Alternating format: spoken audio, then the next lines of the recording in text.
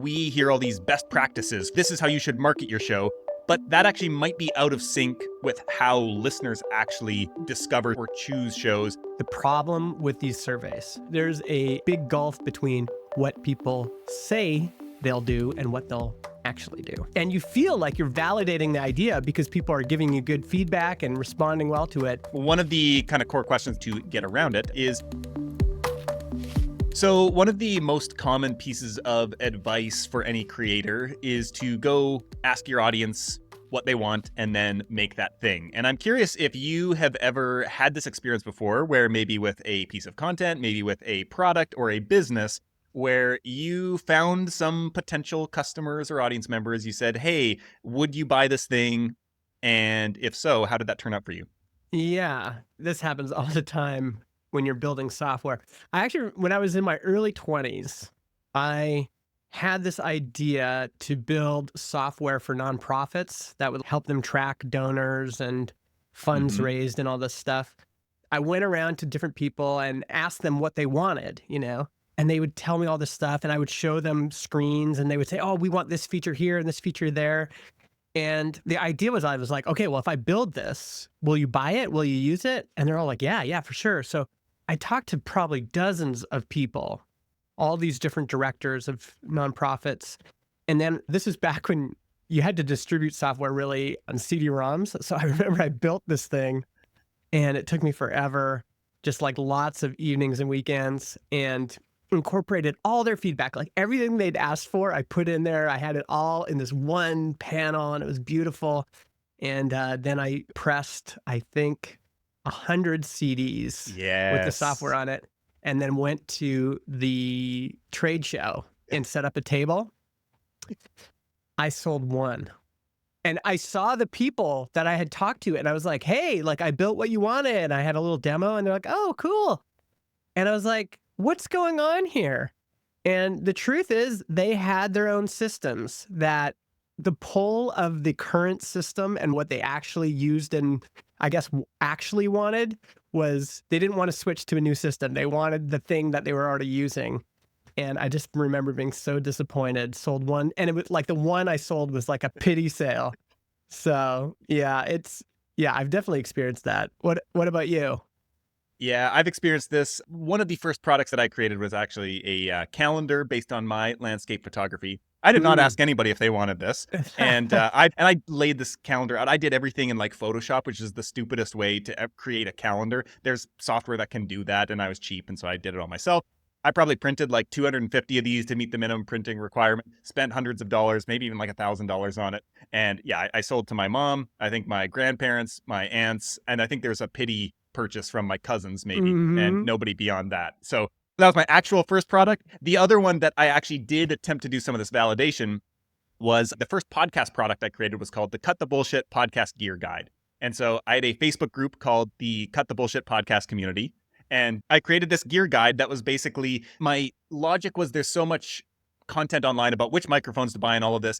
And so I was like, I'm going to synthesize all this into like just the one guide that you need for this. And so I pitched this to a bunch of people, and people were like, oh, wow, this is so needed. Like I can't figure out what gear to buy and whatever. And then, I spent all this time putting this thing together.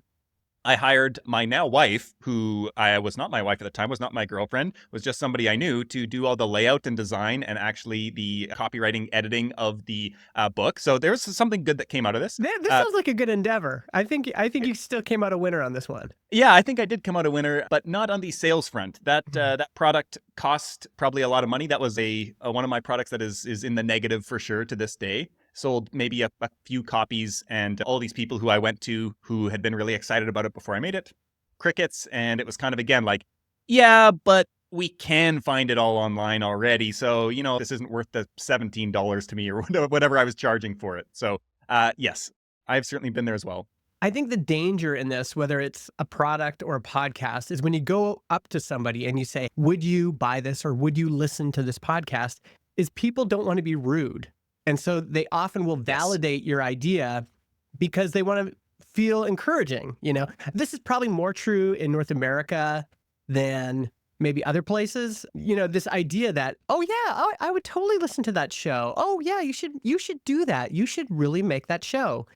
And you feel like you're validating the idea because people are giving you good feedback and responding well to it.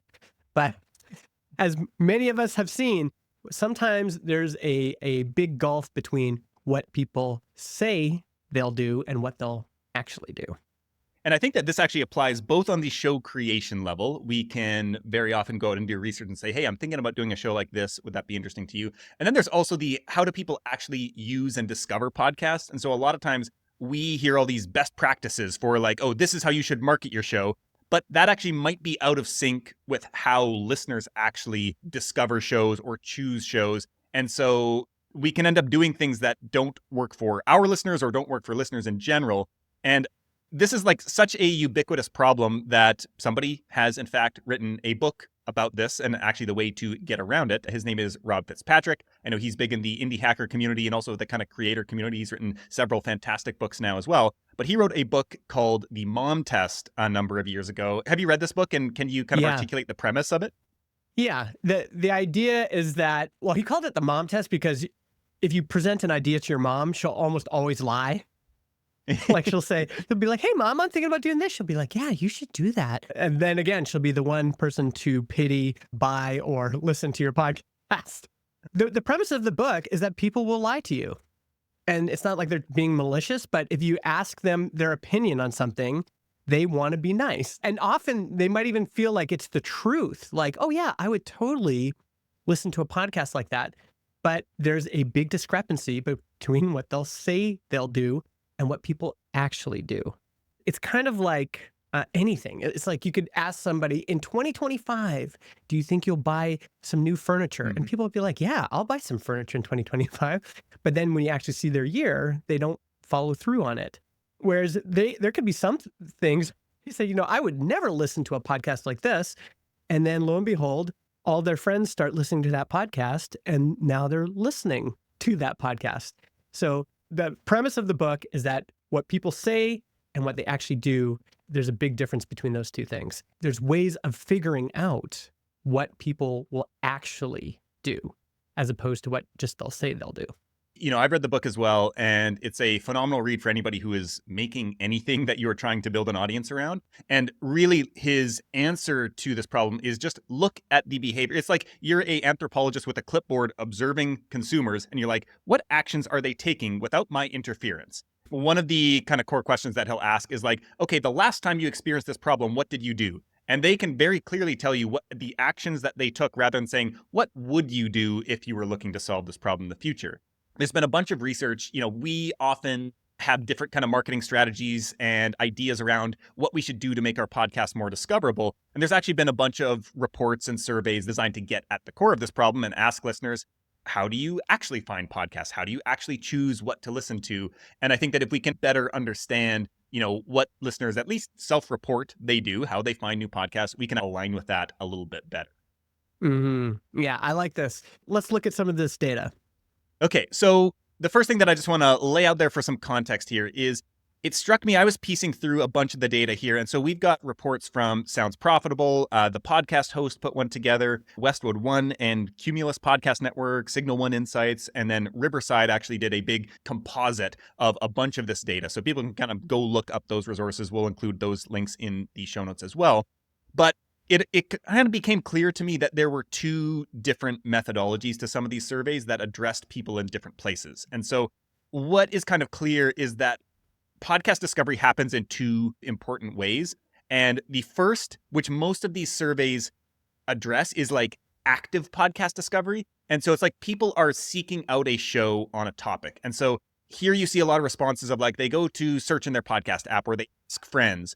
But there's also this other kind of podcast discovery, which is this passive, where it's just like you hear your friends talking about it over months. You don't even know where you first heard about it, but you eventually sign up and listen and become a subscriber. And so before we get into the data, for a typical show that you listen to, which of these is more likely to be the way that you came across that show? The most likely is that it's just in the ether. Like the people I hang out with online are talking about the show. And it keeps coming up. It might get reinforced with clips I've seen. It might get reinforced with people referencing it in conversation. And then eventually I'll be like, okay, I'm going to check this out. Yeah. Sometimes it's like existing shows I listen to will mention it, and I'll be like, oh, that sounds good. I think that's how it manifests mostly for me. Yeah, I would say that earlier in my listening career, listening career, as if this is my full-time job. Uh, Earlier in my listening career, I was very much more a seeker out of podcasts. And I think that was actually when I didn't have an existing base of shows that I already knew and liked. And so I had Hmm. space to fill. And so I was looking for stuff to fill it. And Yeah. oftentimes that was aligned with wanting to learn some specific skill. So I would go into an app and search for, okay, podcasts on online business. And I would come up with a list and I'd pick one out of that. Now it feels like my space has been taken up and I don't tend to listen to serial podcasts or seasonal podcasts. And so just all the shows I listen to are perpetual. And so there's only so much space for it. And we've kind of talked about this in a previous episode. So now I feel like it really has to be this overwhelming kind of amount of Yeah. presence of the show in my life where it becomes unignorable for the point where I'm like, okay, I'll reluctantly give it a try. And so I think there's so many different types of listeners, and it's hard to say whether you and I are representative. I think the casual podcast listener may be more like series driven. Like I think a true crime listener, you finish a series and you're looking for the next one. You're always seeking Hmm. out something new. But there's another type of listener who might be more like us, where it's like you've got your stable of shows and like something has to be kind of unignorable to force its way in. I love that you brought up how this is very phase driven. Like, Mm-hmm. I think for those of you out there listening right now, you can remember the time when you first got your iPhone and everybody was talking about like what new apps are you trying out? You might have even browsed the App Store. Like, Mm-hmm. when's the last time you actually browsed the App Yeah. Store? I think most of us are like, we've got enough apps. We don't need any more. We're good.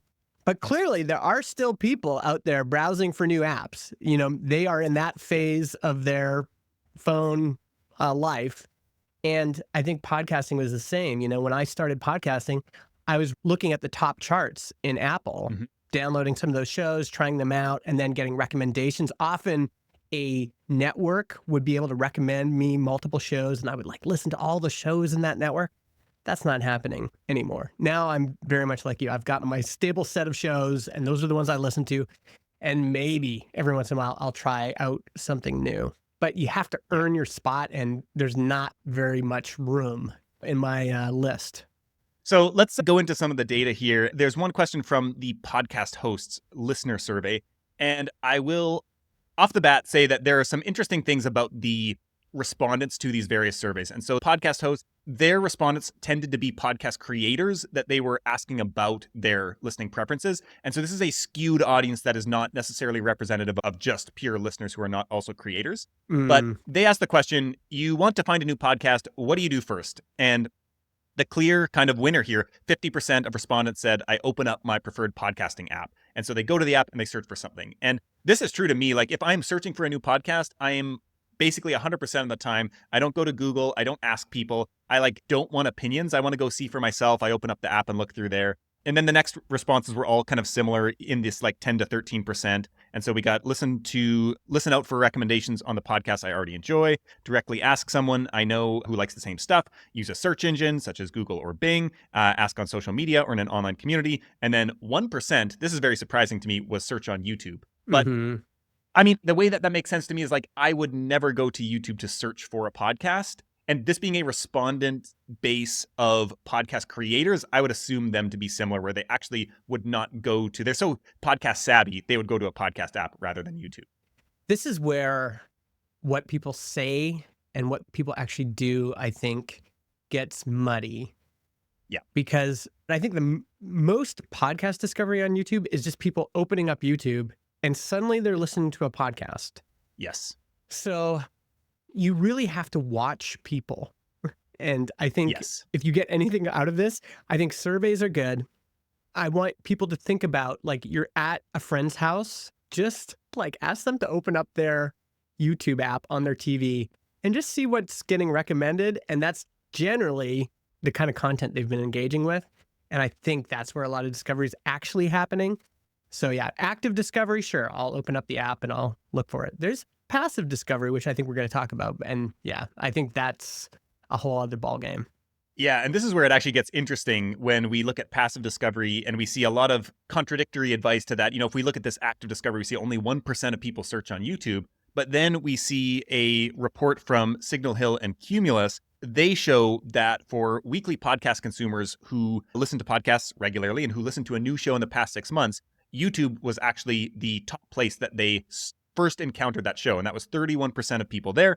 Spotify was second with 24, and then Apple Podcasts was third with 12.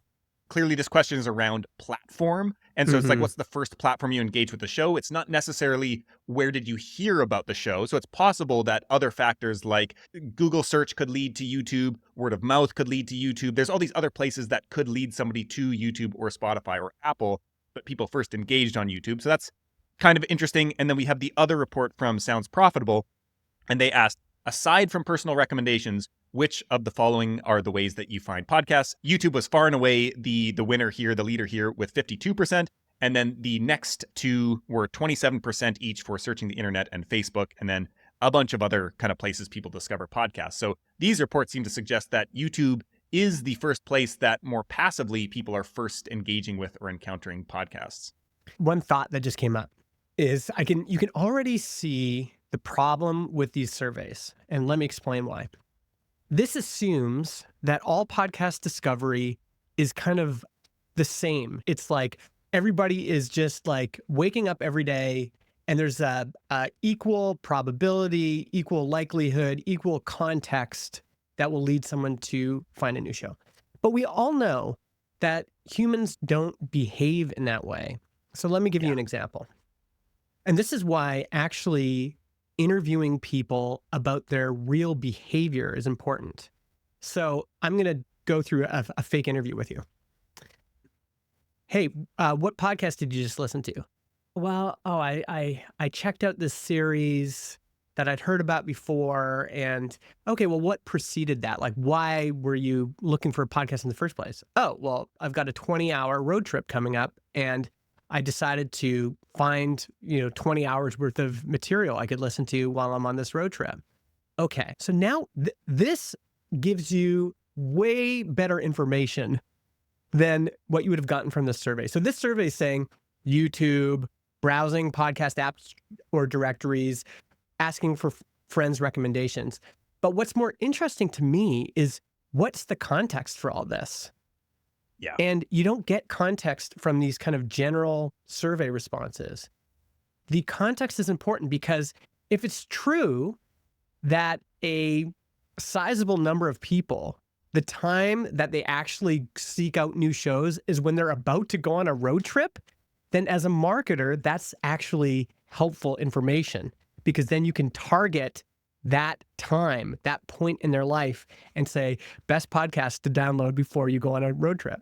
That's just very clear to me as I'm looking at all this stuff. For the listener, how useful is this information really going to be? I don't know. Like, what are you going to do? Become more visible in the podcasting apps? Sure, you should do that. But I think what's going to be more effective is targeting this very specific sequence of events or this very specific trigger that happens in someone's life that causes them to seek out a new show. Now, there are a couple of rebuttals that I'll offer to that. I agree with you entirely on that point, but I think it is also worthwhile to look at some of these things and say, okay, these are the ways that listeners report finding new podcasts. And I think that there are some questions that are actually framed quite well. And so I actually like this one from the podcast host. They asked, think about the last podcast you listened to. How did you discover it? And again, it could be, and it likely is for many shows, that there are a bunch of factors where, you might not be able to trace it back to one person because 5 different people are telling you about it. You see it on social media, you see the clips. It's like, it's just everywhere. It's just in the ether. But I think we can look at some of these lists and say, have I done everything I can to optimize to the degree that I'm able to for each of these things? And especially if they're things that I can do once and then I don't need to think about it again. And so we can see from some of these things that people do report finding podcasts by search in both Google and in podcast apps. And so then we can ask ourselves, okay, is there a keyword? Like maybe I should ask my audience, because I can assume that a significant percentage of them will search for podcasts like mine. And I can start to do some interviewing and say, when you discovered my podcast, like what kind of keyword search terms did you put in? And we can say, oh, my show doesn't come up for any of those because I don't have it in my title. I don't have it in my description. I don't use it in my episode titles. The listeners are telling us this is how we're doing it. And then we can say, okay, well, am I doing everything I can to be discoverable by them? I'll push back just a little bit. All right. and say, like, browsing a podcast app directory or chart.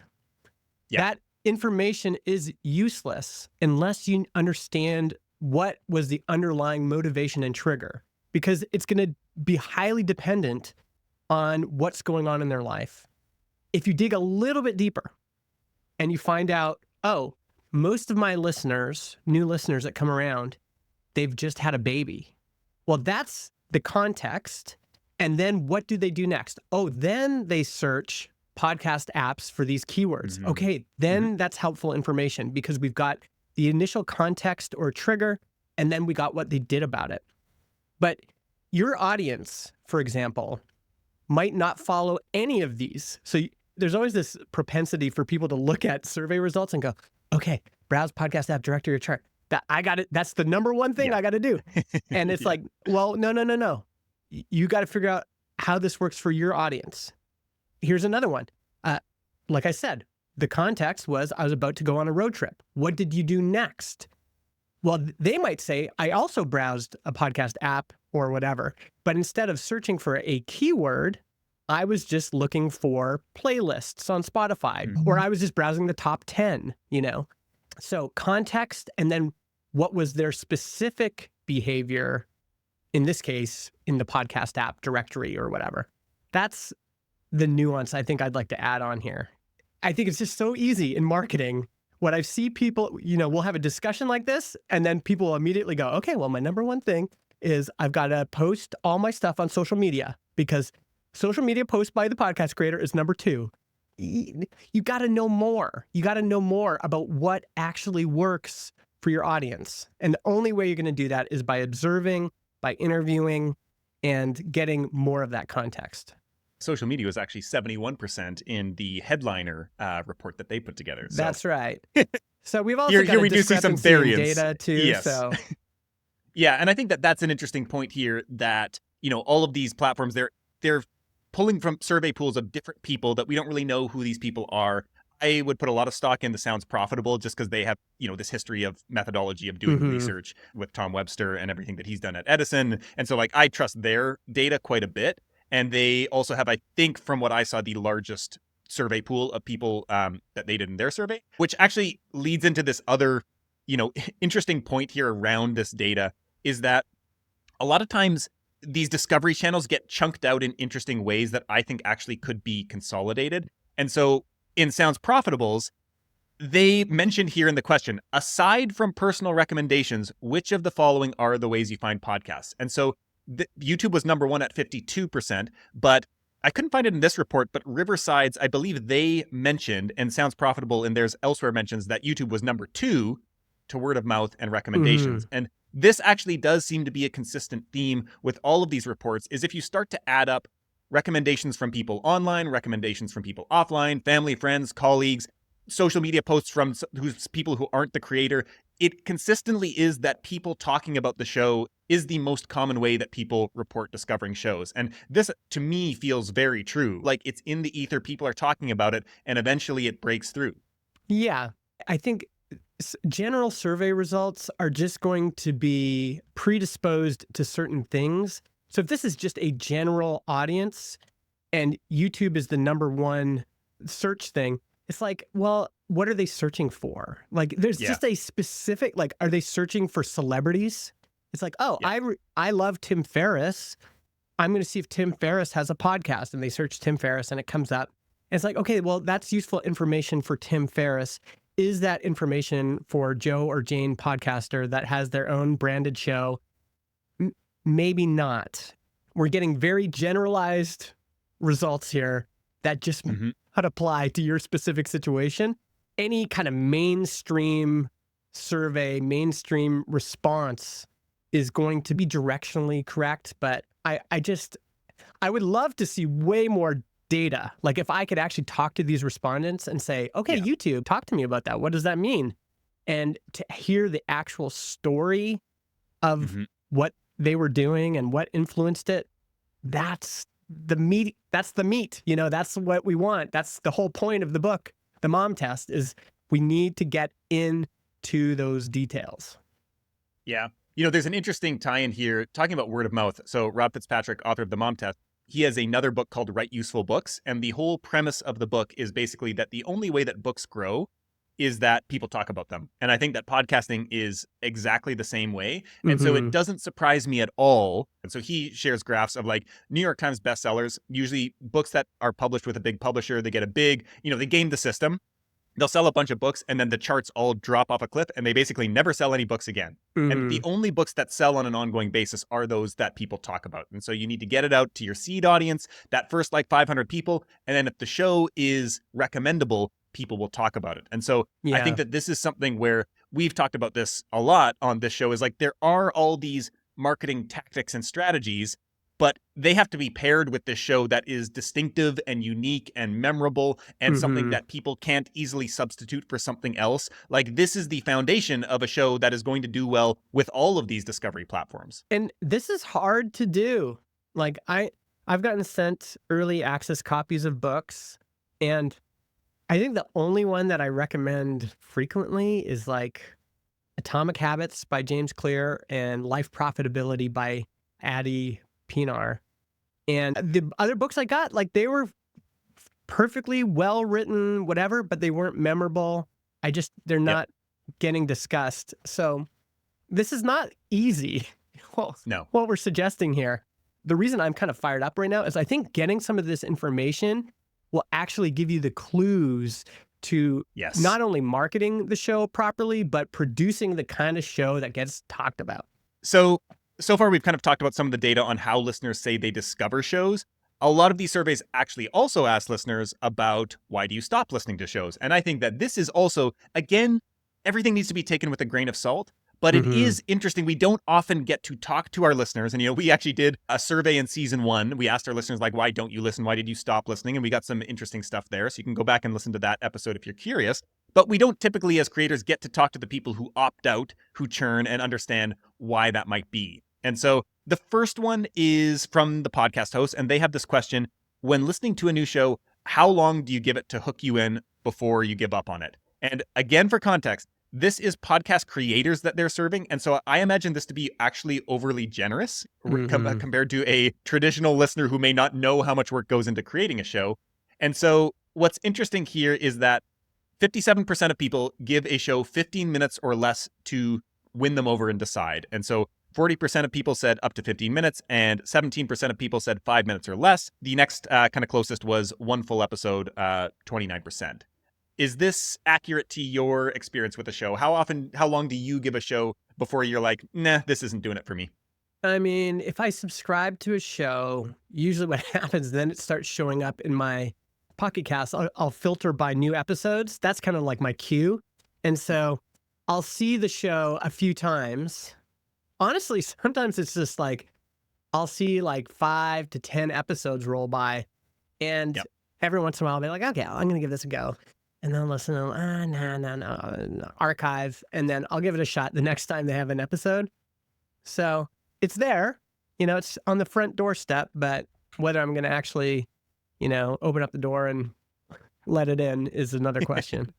I think I'm a harsh listener. I think I listen to so many shows and have such a broad exposure to podcasting in general that I think I am very quick. Like I recognize the signs of a show that's not going to be worth my time. I know that there's so much good stuff out there that the first 5 or 10 minutes don't feel like it's going to get me there if I don't feel confident that this is going to pay off. And so I think about this all the time. Jerry Seinfeld has this analogy where as a comedian, the audience has to believe that essentially you're the pilot of the plane. The audience is on the plane. They have to have confidence that you're going to have the ability to land the plane, that you're going to be able to make this experience pay off for them. Mm-hmm. And so that I think is super important to podcasters as well. And this was something that I was doing an audit of a client show last year, and it kind of jumped out at me before I actually heard the Jerry Seinfeld analogy. But I kind of coined it as like the audience needs to feel like they're in good hands. And I thought of it as like you're a passenger and you're driving with somebody. And we've all had that experience where you're driving with somebody who just feels kind of reckless or just unsafe. Maybe they're like on their phone, maybe they're talking to you, Yeah. and you're just like gripping the handle in the car and just like, okay, like I hope this is going to turn out all right. And I feel that a lot of time with podcasts where I don't feel like the host knows where this is going. I don't feel like it's going to pay off.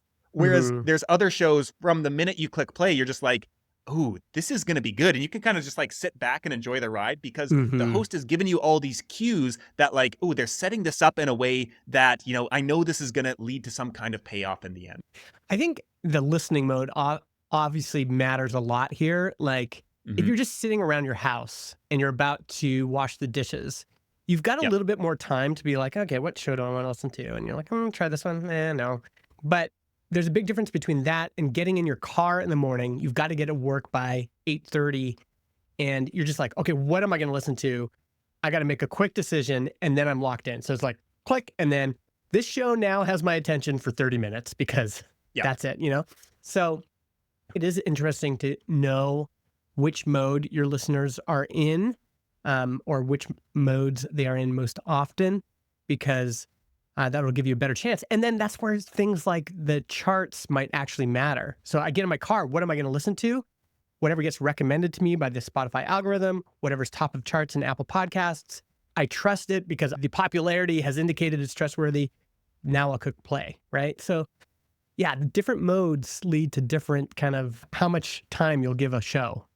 So the next kind of piece of data here that is actually really interesting from Sounds Profitable. So they asked basically two versions or two similar questions, which the first is think of a podcast that used to be a part of your regular listening routine, but you stopped listening to. Why did you stop listening? And then the second question was, why haven't you listened to podcasts in general recently? And so this is actually a kind of interesting thing where I think if you are a podcast creator and probably consumer, if you have an identity around that, I cannot think of a scenario in which I would stop listening to podcasts. So I assume everybody's like that. But actually, there are two factors at play here. People will Mm, stop listening to one show, and people will stop listening to podcasts in favor of probably other media. So maybe they're mm, watching more YouTube videos. Maybe they're watching more Netflix. Maybe they're getting away from digital stuff and going to books. And so on the show side of things, the number one reason was they lost interest in the show. And the number two thing was that they lost interest in the topic. So 25% of people lost interest in the show, 22% of people lost interest in the topic. And we've talked about this idea of churn before, and it's not always that the show is bad. It's that people are naturally, and if this data is indicative, it's like 25% of people are just going to lose interest in your show regardless of what you do. And what's more, 22% of people will lose interest in your topic entirely. And I think that this is such an interesting kind of data point just to keep in the back of our minds. Like there is nothing we can do to keep everybody engaged. And so we do constantly need to be getting in front of new people because there's hmm always going to be that kind of leaky bucket. And I think this goes back to something else we've said, which is every show doesn't have to last forever. Every show Yep. doesn't have to be every week. I think doing seasons is underrated. I think doing limited run series is underrated. I think also if you've been doing a podcast for 3 or 4 years, it's fine to retire. It's Yep. okay. And it's nothing personal. Like it's just, Yeah. just think about your own consumption habits. Like how many books have you started and not finished? How many TV shows have you started and not finished? How many people watched Breaking Bad but didn't watch Better Call Saul? Like it's nothing Hmm. against you. It's just, of course, you want that attention, but that attention is limited. It's like one of the most finite resources on the planet. Yeah. And I think the other thing here, people who cited that they stopped listening to shows entirely, 41% of people said not enough free time. And this was something that we heard in our listener survey when we asked people why they stopped listening. Time Hmm. was the ultimate, it was the big one here. And we can see that is at play here as well for podcasting as a medium as well. And so there's kind of all these forces that, like, no matter what we do as creators, I think it's worth trying to make a show that is unmissable, unignorable. Like, I think if you can create a show like that, like, you're going to get more people in and you're going to get more word of mouth and you're going to get more people sticking around. But Hmm. even with that, there's going to be people who are churning. And there are a few more successful shows than This American Life. I probably listened to hundreds of episodes early on. And then now I've gone almost 10 years. I listened to my first episode in 7 years last week. And I was like, oh, this is a great show. But it's still just, I'm not in that phase of life anymore. And maybe I'll come back to it 5 years from now. But, Hmm. for right now, it just isn't the thing that I'm reaching for on a regular basis. Yeah. Like, where I go back to those classic shows like Radio Lab and This American Life is when we're on a family road trip because they don't want Mm-hmm. to listen to the podcast that I listen to regularly. Yeah. They want to listen to, it's got to be a little bit more open, more storytelling. And so, that's a mode. There's a job to be done there. Like, what are the series that we should bring in for this drive that everyone will enjoy? So we started off the episode talking about, product ideas that we had kind of come up with and, maybe influenced the public opinion and then built those things to unfortunate results. Mhm. On the podcast side of things as well, we kind of hinted at that you can create a show that is basically like asking people like, hey, it seems like there's an interest in this. Like, would you listen to a show if I created it this way? And it could be creating a new show, or it could be making changes with your existing show. And I think that this brings up this tension in doing creative work where one of the most common piece of advice is ask your audience and like they'll tell you what to create. But Mhm. there's this other side that is your vision and your intuition as the creator. It's funny, like bands and artists often will say, like, we don't ask our fans for what they want. And also, like, we don't like try to think about what our fans would like. I don't know if that's always true. I think, like, especially bands that have made it, they know through experience what kinds of songs get people fired up. They can see it. They Yeah. perform it live. It's like, wow, that one just really took off. That's what a hit is. And you develop this intuitive sense for making hits, making hits that your fans will like. And that's kind of how I think about it. Like, you have to know your audience, you have to observe them, you have to be, I think, also tapped in. While we are not normal podcast listeners, like none of the people listening to the show are a normal podcast listener. Yeah. At the same time, I think we can be introspective about our own modes when it comes to listening. And for example, I think that observation that, oh, my family listens to podcasts before a long road trip. And I've just observed that online, like people saying, hey, I'm about to drive from DC to wherever. I need Yeah. podcast recommendations. So I think, making a show around road trips, like having that as your kind of basis, I think is actually a good kind of idea. And Mhm. you might be able to execute on that and actually match up with that demand of like, oh, hey, you're doing a road trip? Well, we have like great long form stories that are 2 hours long, perfect for road trips, good for the whole family. Why don't you give it a try? I think that's kind of how I'd be thinking about all this stuff. To your point about like bands, you just soak in the space long enough and you get enough feedback Hmm. on what works and what doesn't. And I think part of this is understanding like creating your own things and getting feedback on that, but then being a super consumer of other content in general and in your space. This always is a huge red flag for me. I've had so many clients throughout the years who they'll come to me, they'll want to start a podcast and say, "Well, I don't listen to podcasts." And they'll always say it like a little bit like they know like that's probably not the right thing. Yeah. And it is so hard to make a show worth listening to if you don't know what makes the medium work. Yeah. And I think that this is just one of those things where the people who have success in a genre or in a medium, they are super consumers of that thing. And it Hmm. might not be that they are currently super consumers of that thing. I've heard of certain musicians who basically they consumed the whole canon of work in their chosen genre, and then once they started creating it, they started listening to other stuff because they're like, I've already listened to it already, I know this in my bones, and I'm going to start Hmm. creating stuff, and now I want to bring in outside influences. And Hmm. so they've done the work beforehand to like know what works, know the dynamics that are at play, know all the genre conventions. And so I think for myself, I do not create content that people are asking for because I want it to be like fresh and original. And if somebody's asking for something, you know that there are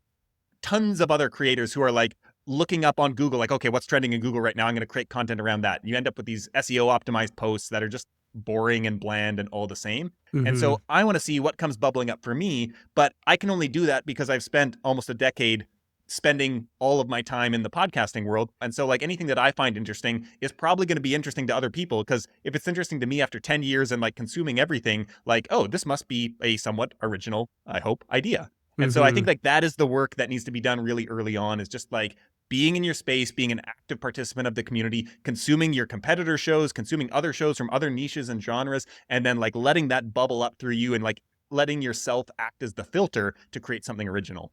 Yeah. I do think listener responses and listener requests can be helpful because they are your listeners. So they are already in Yes. motion. And so if they're saying, oh man, I listened to the last episode and they're all like wondering the same things, like they have the same Yeah. follow up questions, I think those can be great to act on. But it all has to be through exactly what you said, your filter. You have to be the expert. You have to be the one that can kind of put their finger up in the air and get the weather, It's like, oh Yeah. yeah, the wind's blowing this way. That's your job as the host. We've talked about some of the shortcomings of, these big broad surveys where we don't know what the audience is. And we've also mentioned, several times throughout these 2 seasons of the show, the value of talking with your listeners, surveying your own listeners. What would you recommend as somebody who is like wanting to understand? You maybe articulated this a little bit already, but for somebody who's like curious about this data, curious about knowing more about how maybe their listeners discover shows, what are the next steps for them? I mean, if you're hanging out online with people, you can observe, so if you're in a subreddit and people, they might not be talking about podcasts, but they might just be talking about questions they're interested in, things that they're pursuing, things that they're seeking out. If you're at a conference, talking to people, if you're at an event or a meetup, just saying, hey, like, even asking people, like if they're in your audience, hey, do you listen to podcasts? Oh, can you tell me like what's the last podcast you started listening to? Oh, interesting. How'd you find out about that? Oh, cool. Well, what kind of preceded that? Was there anything that was happening at the same time that triggered this, or what was going on there? And once you've done this enough times, you really do start to develop a sense. Like you said, you're kind of soaking in it. And Mhm. as you soak in it, you get these insights that come bubbling to the top and go, oh, you know what? I think people like this want a show like this. People like this do things like this. And you can use those insights to, like I said, produce and structure a show that has kind of the right elements and the right hooks. And then you can use that same insight to market the show. And this is a skill that takes some time to develop. You have to learn how to do this because most people just kind of passively, it's like most people don't read all the other YouTube comments on a video. Read Yeah. all the comments, Yeah. really soak in like, what's the sentiment here, Yeah, I think the thing that I would add to that is just have as many calls or in-person conversations with listeners as possible. The value is not usually in what any one person says. It's the feelings and intuitions and hunches that you get after talking with 25 or 50 people. And these Mm-hmm. can be existing members of your audience, or they can be existing members of your target audience. And so for anybody, this is actually a even better type of person to go after and talk to, is think about like, okay, this person is not a listener to my show, but they should be. Like, I'm creating a Mm-hmm. show that they should be interested in. I just want to get to know more about them. And I'm not going to be pitching my show here. I'm just trying to understand what content do they listen to? How do they decide on podcast versus YouTube versus anything else? What do they get out of these different mediums? And like, Mm-hmm. what shows do they listen to, or what shows do they watch? And you start to piece together these things as you just like have these conversations, and you're trying to find some insights, but over time the knowledge just kind of becomes a part of you, where you're Mm-hmm. just like, oh, I can actually see the thread now. Looking back over the previous 6 months through all these conversations, it's just clear to me where the space is going and what people are wanting, and they can't even put their finger on what they want. They just know that this thing, like, I wish there was something like this. And then you start to understand, I see where I fit into this. But the only way to get there is actually having the conversations and then allowing that to kind of stew. The way you could do this in your show is just say, hey friends, I'm trying to talk to 5 of my listeners this month. There is a link to book a call with me in the show notes. We'll do a quick Zoom call. It will be so valuable for me. I'm excited to meet some of you. A lot of you have been listening to me for a long time. Like, invite them that way, and that call to action might be enough to get 3 or 4 people to book a call with you, and then you can have these great conversations. I've also seen people do this where they have a separate feed that's just conversations with their fans. Conan O'Brien did this kind of famously in their own feed. Like he would get his fans to call in. And so that's like customer research or listener research, but it's also content. So yeah, 2 ideas on how I think you could actually implement that. All right, so if you are curious and digging into more of the data that we cited and based this episode around, you can find all the links to the various reports in the show notes. And if you would like to go through the full 2024 Podcast Marketing Trends report, you can find that at podcastmarketingtrends.com. And other than that, we will see you next time.